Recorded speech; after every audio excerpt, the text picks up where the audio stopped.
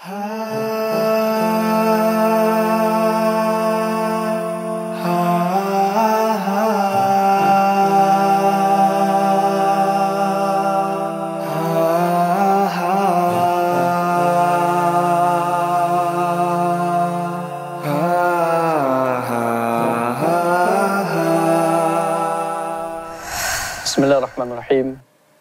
Assalamualaikum warahmatullahi wabarakatuh. Alhamdulillah. Wassalatu wassalamu ala rasulillah wa ala alihi wa sahbihi wa man wala, amma ba'd. Kembali kita bersyukur kepada Allah subhanahu wa ta'ala yang masih memberikan kita taufik, sehingga dengan taufik dari Allah tersebut masih mudah buat kita menjalankan urusan-urusan dunia dan akhirat kita. Maka tidak layak bagi seorang hamba untuk tidak memuji Allah subhanahu wa ta'ala. Maka pujilah Allah sebanyak mungkin, karena memang pujian-pujian hanya milik Allah subhanahu wa ta'ala. Dengan memuji Allah subhanahu wa ta'ala, maka insya Allah senantiasa keberkahan hidup akan Allah berikan kepada kita. Baik keberkahan hidup di dunia maupun di akhirat nanti. Amin ya rabbal alamin. Salawat dan salam kepada Rasulullah sallallahu alaihi wasallam yang merupakan sosok hamba yang luar biasa. Sebaik-baik manusia, sebaik-baik para nabi dan rasul, dan agama ini disempurnakan kepada baginda Muhammad sallallahu alaihi wasallam. Maka tentunya tidak layak juga buat kita tidak berselawat kepada beliau, dan tidak layak juga buat kita beribadah itu seenak kita saja. Beribadahlah sesuai dengan apa yang Rasulullah ajarkan kepada kita. Ketika kita ingin mendapatkan kecintaan dari Allah, maka senantiasa kita mencintai Nabi kita Muhammad SAW. Mencintai di sini bukan hanya saja mencintai dengan lisan, dengan hati, tetapi mencintai juga dengan bil arkan, dengan amal perbuatan-perbuatan kita. Insya Allah dengan kita mencintai dengan lisan, mencintai dengan hati, mencintai dengan amal perbuatan, keridhaan Allah akan datang kepada kita. Amin ya rabbal alamin. Baik, pemirsa yang Allah muliakan,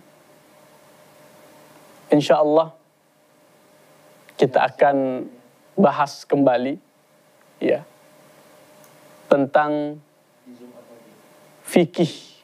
Ya, hari ini di episode ini kita harus bahas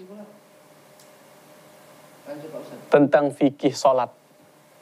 Ya, tentang fikih salat. Memang di episode 6 ini kita akan bahas tentang fikih salat. Kalau kita berbicara tentang salat, maka salat itu tentunya ada dasarnya dari baginda Muhammad SAW. Ya, ada dasarnya dari Allah subhanahu wa ta'ala, ada dasarnya dari baginda Muhammad SAW. Perkara salat bukan perkara yang dimudah-mudahkan dalam agama kita. Bahkan salat ini merupakan syiar yang paling besar ya, yang dimiliki oleh orang Islam.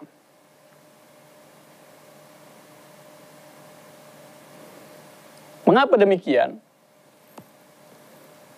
Karena salat ini kita lakukan setiap hari. Ya, 5 waktu. Ada subuh, ada zuhur, ada asar, ada maghrib, dan ada isya. Makanya salat ini juga bagian syiar terbesar yang dimiliki oleh orang Islam. Kita tahu bahwasanya syiar yang terbesar juga adalah Ramadan. Namun tetap syiar yang terbesar itu yang nomor satu yang dimiliki oleh orang Islam adalah sholat. Karena sholat nggak ada pakai waktu. Maksudnya tidak hanya sebulan, tidak hanya 2 bulan, tiap hari. Selagi kita hidup. Sakit-sakitan pun, kita itu masih sholat. Dengan kondisi seperti apapun.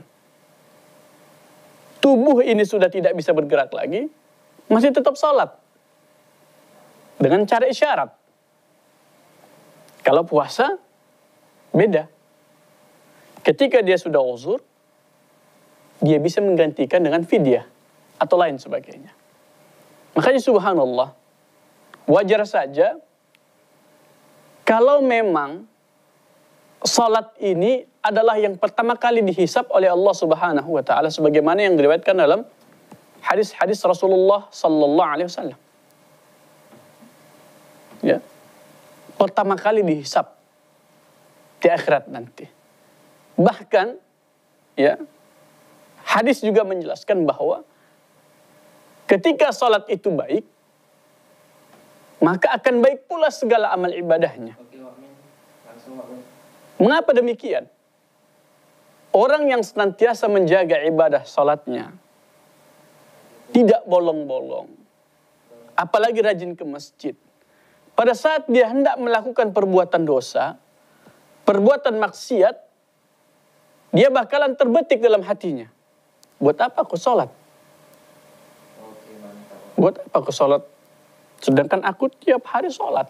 Buat apa aku buat apa aku salat kalau aku masih berbuat maksiat kepada Allah? Maka akan terbetik hati kita. Pemirsa yang Allah muliakan, luar biasa. 2 menit. Ya. Salat itu perkara yang sangat penting. Sangat penting dalam kehidupan kita. Ketika ingin diperbaiki kegiatan urusan hidupmu oleh Allah, maka perbaiki dulu salatmu. Ini kalimat yang benar.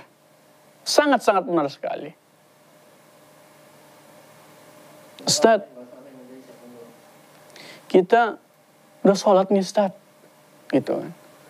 Tapi kenapa kita masih ada mendapatkan musibah Ustaz? Musibah ini, musibah itu. Pemirsa yang Allah muliakan. Ya. Ketika sholatmu disertai dengan kesabaran, maka itulah bentuk sholat yang sebenarnya. Bentuk sholat yang diharapkan oleh Allah Subhanahu wa taala. Insya Allah, ya, kita masih membahas tentang muqaddimah dari salat itu seperti apa, dan akan kita lanjutkan lagi di segmen kedua, fikih-fikih tentang salat itu. Baik, pemirsa yang Allah muliakan, ya, kita akan kembali lagi setelah jeda berikut ini.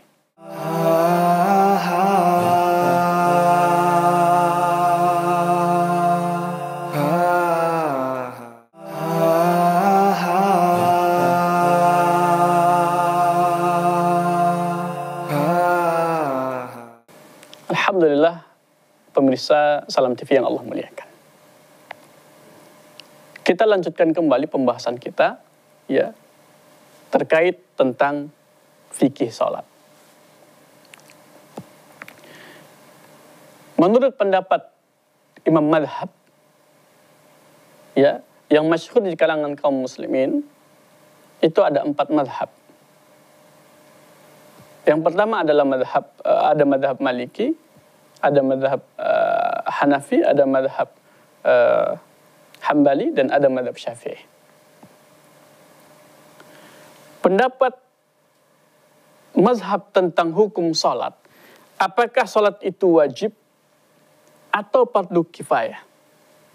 Ya, wajib ini maksudnya fardu ain atau fardu kifayah. Jadi hukum salat itu yang masyhur itu ada 2.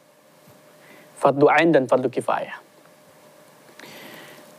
Menurut Imam Hambali, ya, fardu ain.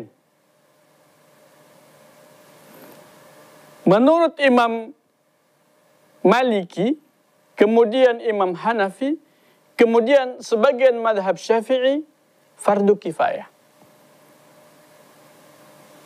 Di sini ada berbeda pendapat para ulama. Tapi perlu kita ingat, dalam penjelasan fikih itu, meskipun di sana ada perkumpulan para ulama yang berselisih atau berbeda pendapat, ya, bukan berarti toh kita langsung bisa jadikan sebagai dalil. Ketika ada dasar yang lebih kuat dalilnya, ya, maka yang lebih kita utamakan ada dalil-dalil tersebut. Ya, jangan kita bilang pula bahwa 4 mazhab ini kan juga punya dalil. Benar. Benar sekali. Tetapi ada dalil yang lebih kuat yang dibawakan oleh dari 4 mazhab tersebut. Maka para ulama menggunakan dari 4 mazhab ini, dalil yang lebih kuat adalah yang dimiliki oleh Imam Ahmad bin Hanbal. Apa hukum tentang salat dari Imam Ahmad bin Hanbal? Adalah fardu ain. Begitu banyaknya dalil-dalil yang dijadikan oleh Imam Ahmad, ya, pendapat mazhab Hambali, dasar-dasar dalil-dalil tersebut sangat banyak. Salah satunya adalah, ya,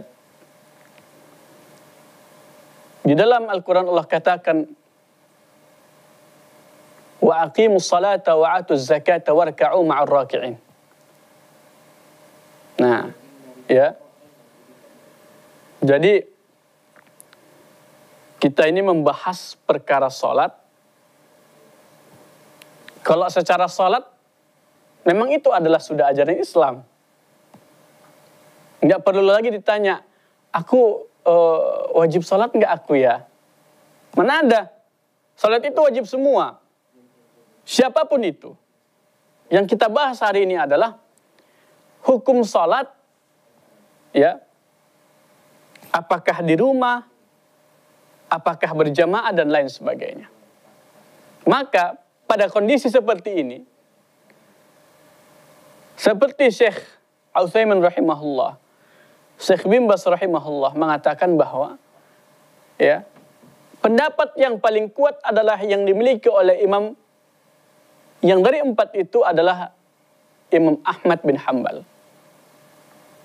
Diwajibkan bagi kita, apalagi khusus laki-laki, untuk salat berjamaah ke masjid.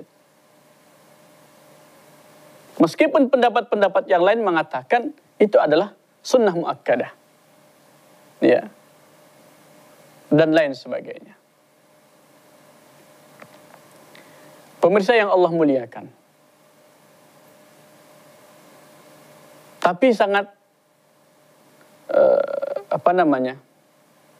kalau kita bilang pun masih ada menganggap orang yang remeh terhadap salat ini, itu luar biasa. Itu orang-orang yang sangat jauh dari agama. Baik, kita lanjutkan kembali.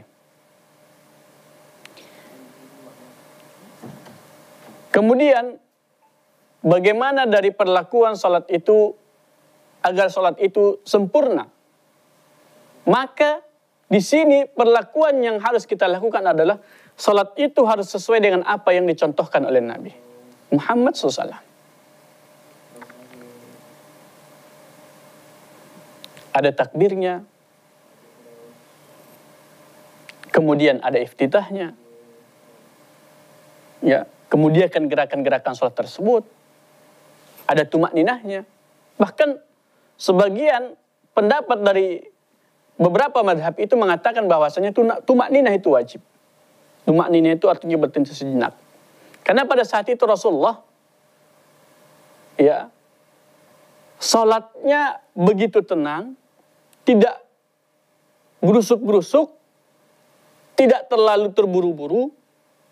Ya, contoh kecil kita buat. Pada saat Rasulullah bangkit dari i'tidal, bangkit dari ruku, maka Rasulullah pada saat itu tegak rukuknya. Ya, tegak rukuknya. Tegak rukuknya dulu, baru kemudian melanjutkan gerakan sholat yaitu sujud. Pemirsa yang Allah muliakan,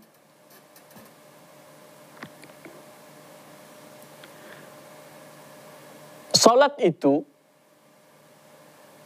ada yang menggunakan takbirnya mengangkat tangan, takbiratul ihramnya mengangkat tangan, ada yang tidak mengangkat tangan.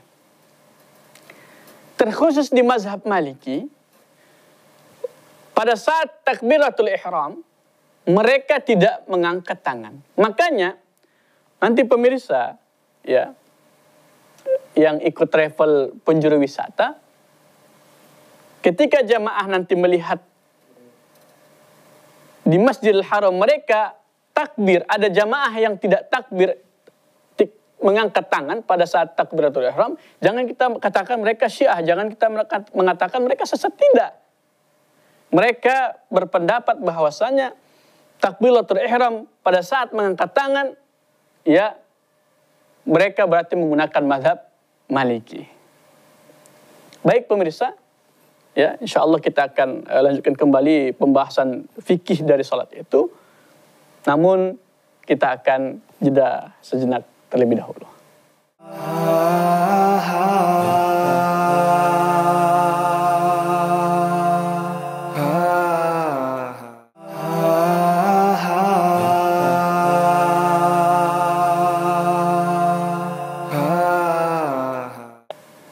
Baik pemirsa yang Allah muliakan.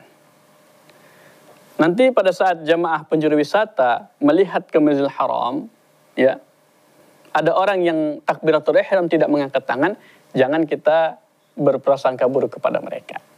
Dalam artian mereka itu benar, posisinya dengan merujuk kepada pendapat mazhab Maliki. Nah, kita tahu bahwasanya jamaah-jamaah penjuru wisata ini dari berbagai golongan, dari berbagai organisasi. Ada yang organisasi menggunakan doa iftitah Allahumma ba'id baini. Organisasi yang lain menggunakan Allahu Akbar kabira.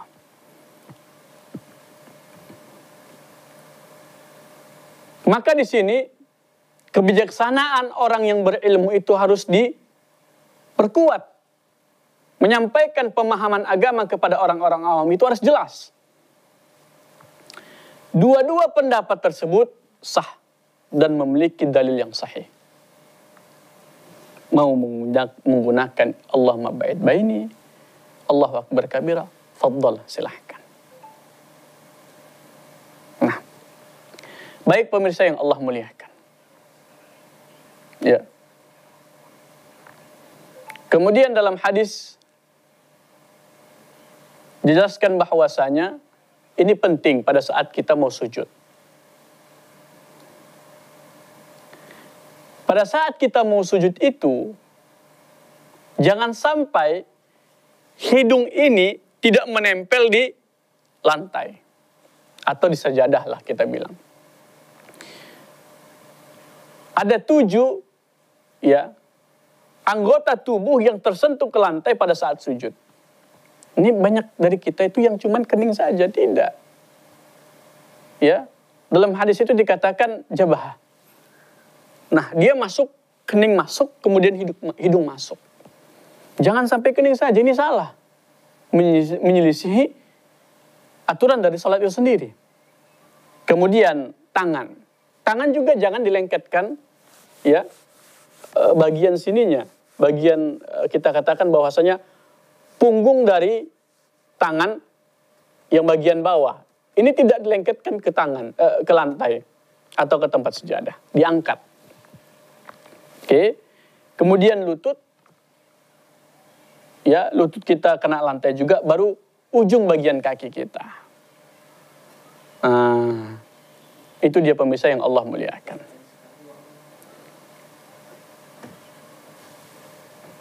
Itu singkat dari fikih salat yang sudah kita jelaskan.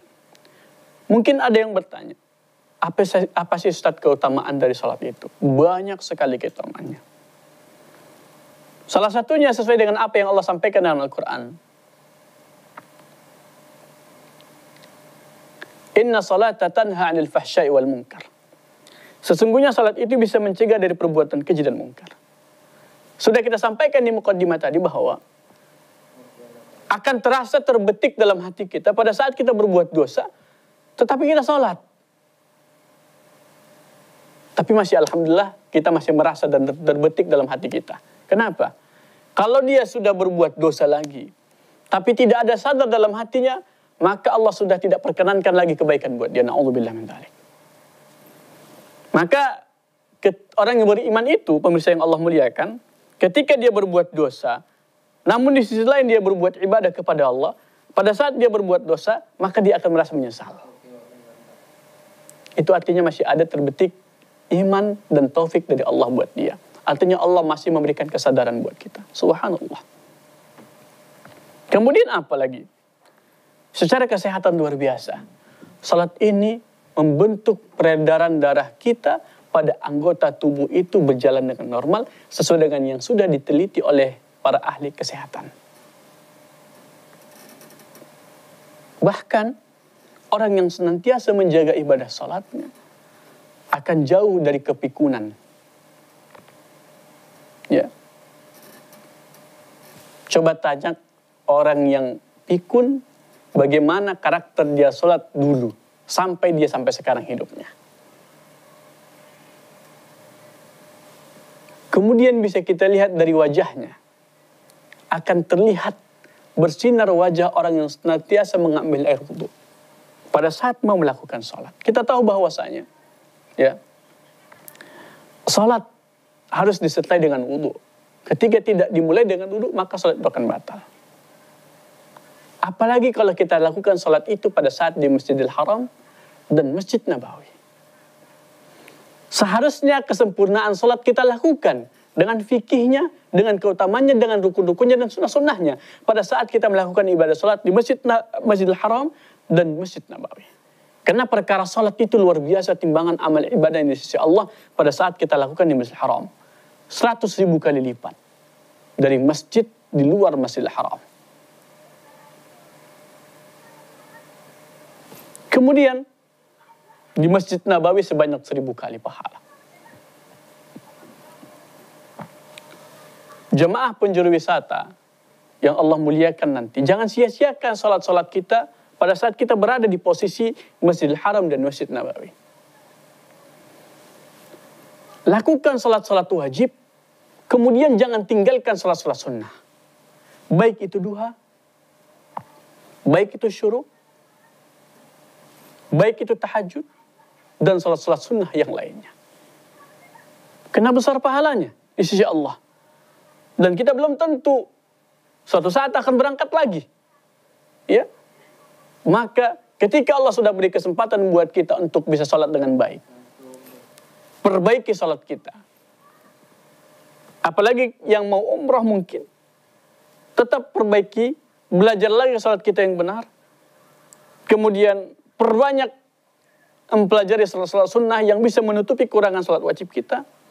Ya, karena itu kesempatan yang luar biasa yang besar pada saat kita lakukan dengan baik pada saat kita salat di Masjidil Haram dan Masjid Nabawi. Luar biasa. Pahalanya besar di sisi Allah Subhanahu wa taala. Gak ada tempat yang lain. Pemirsa yang Allah muliakan. Jadilah hamba Allah yang senantiasa mau belajar agama ini. Jangan tertutup dengan ajaran ibadah salat yang diajarkan orang-orang tua kita dahulu. Selagi kita masih punya kemampuan untuk belajar dengan baik, bagaimana salat dengan baik, maka sampai kapanpun belajarlah dengan baik ya salat yang diajarkan oleh Nabi Muhammad sallallahu alaihi wasallam. Mudah-mudahan dengan seperti itu Allah terima salat dan ibadah kita pada saat kita lakukan di Indonesia atau di negara kita, ataupun kita lakukan pada saat kita di Masjidil Haram dan Masjid Nabawi dan masjid-masjid yang ada di kota Madinah dan kota Mekah yang lainnya. Baik pemirsa yang Allah muliakan, itu fikih dari salat kita yang singkat, mudah-mudahan bermanfaat. Ya, kita akhiri dengan doa kafaratul majlis. Subhanakallahumma bihamdik asyhadu an la ilaha illa anta astaghfiruka wa atubu ilaik. Wassalamualaikum warahmatullahi wabarakatuh.